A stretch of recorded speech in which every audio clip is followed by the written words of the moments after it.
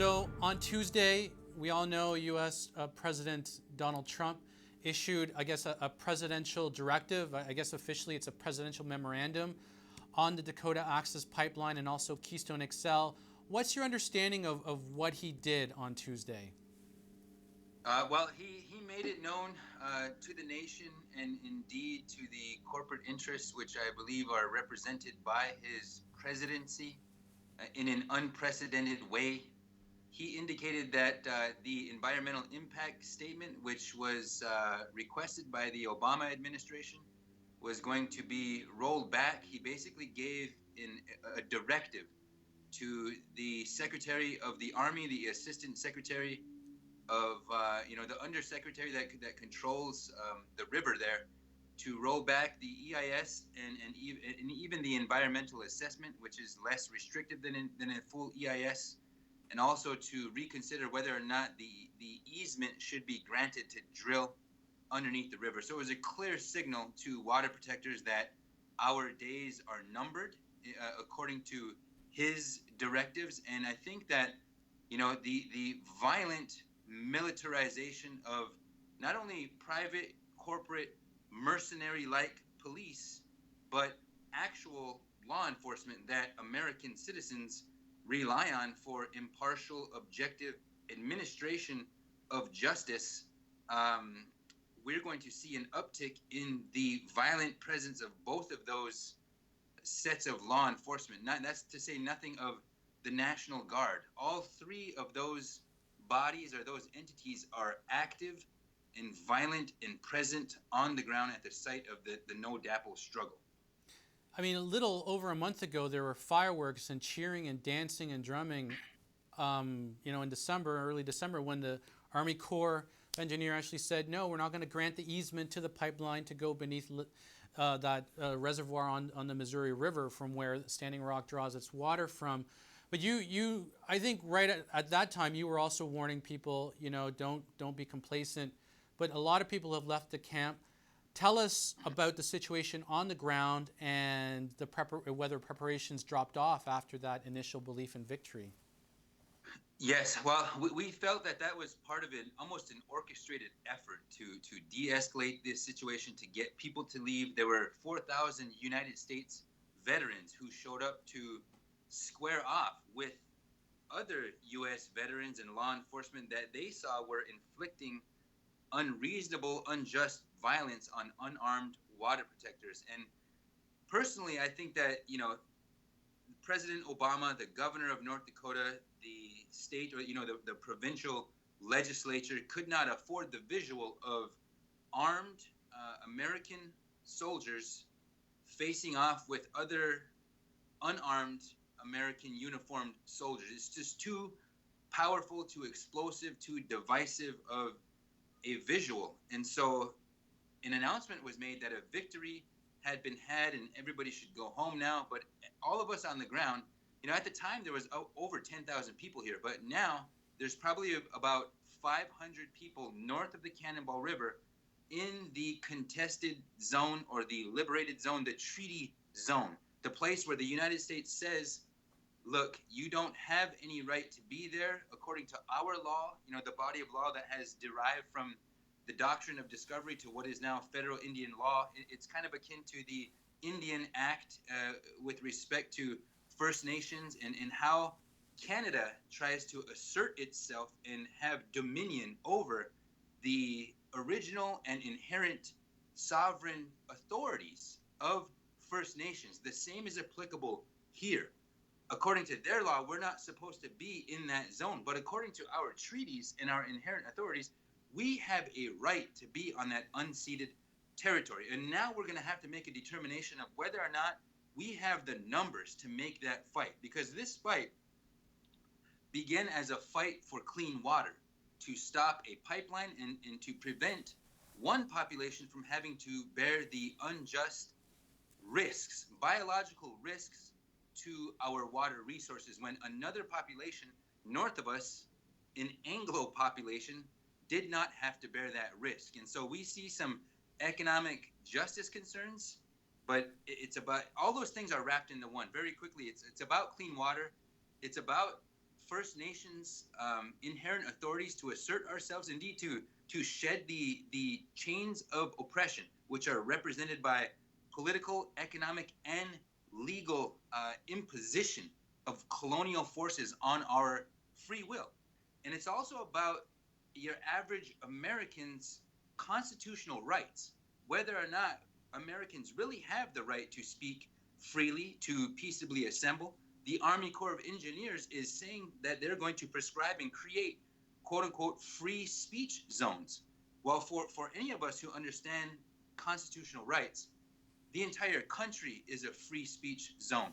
There's also a complete militarization. I mean, there's drones flying 24/7. There's helicopters, fixed wing aircraft, illegal searches, seizures, and surveillance happening on the ground right now. There's a low level conflict zone. An oil war is happening in the heartland of America right now. And then lastly, this fight is also about those who are demanding a clean energy economy now, who just want a different way of life.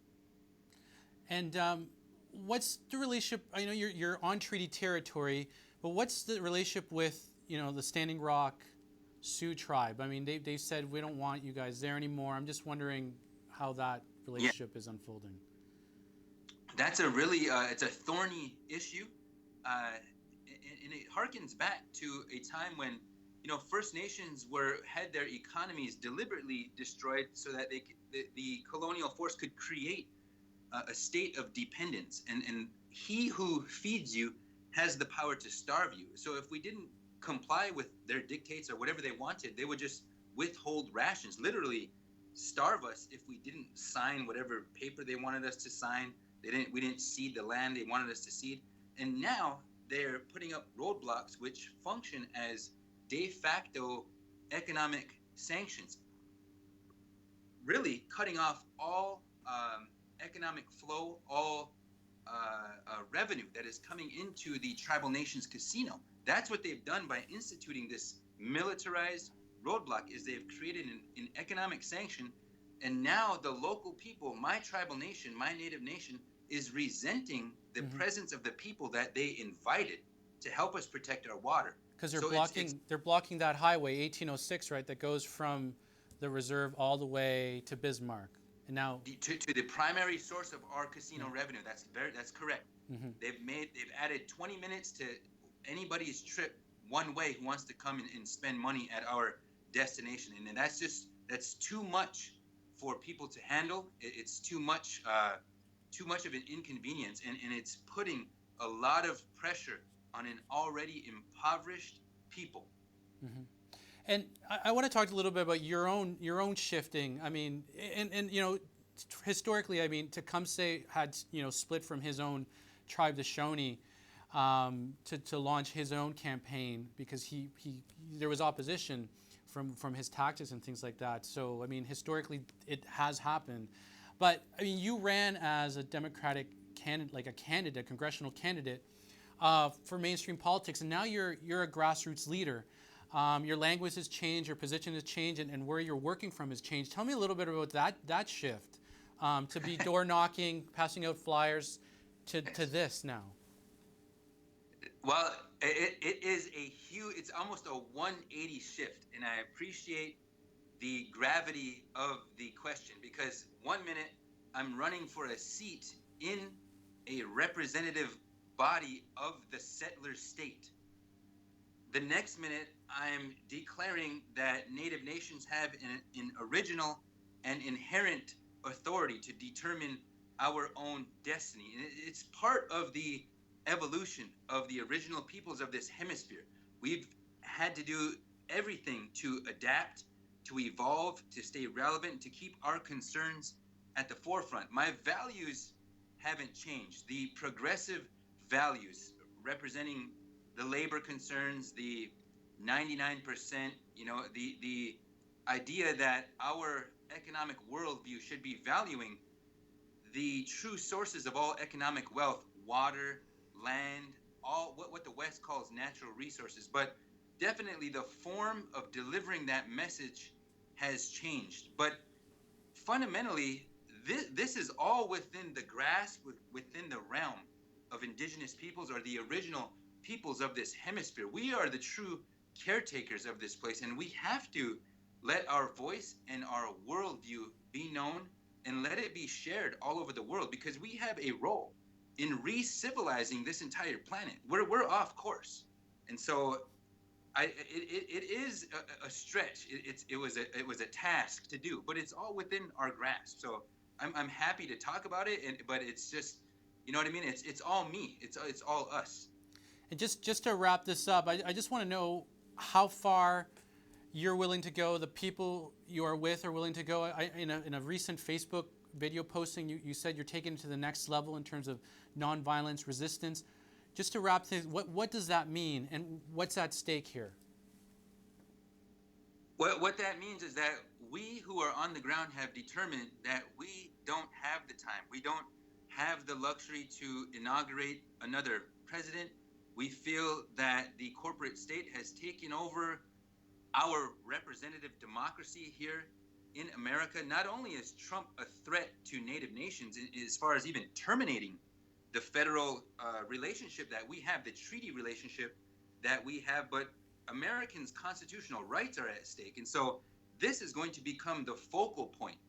How can we as citizens respond to a corporate state that by its nature is violent, that by its nature must commit violence around the world to ensure cheap access to resources and in order to maintain the Western standard of living? We here who live here in the West, the United States, Canada, Great Britain, wherever, we are going to have to rise up against austerity. Painful, harsh austerity, cuts to Social Security, Medicare, everything, which is coming in the form, it's cloaked in conservative values. And we are facing tyranny. We are facing a fascist state. So we are willing to put our lives, our liberty, indeed, people have put their limbs on the line. We are ready to make a stand in unarmed, nonviolent stand for a peaceful revolution. But we have to understand that peace is not passive in any sense of the word. We are going to have to stand up. We don't have a choice. That's south of the medicine line. That's up in First Nations territory with Kinder Morgan and other pipelines coming down. We're all going to have to stand up. And you know what? The world is waiting for us to do that. And the world will respond because we have a spiritual dignity and a connection that we've kept alive to the waters, to the sites and the sacred beings of this universe. So we have to share that. Okay, thank you so much, Chase, for taking the time to talk to us, and hopefully we'll reconnect again soon as the pieces on this board start to reveal themselves. So thank you so much. Anytime. Thank you, guys. All right.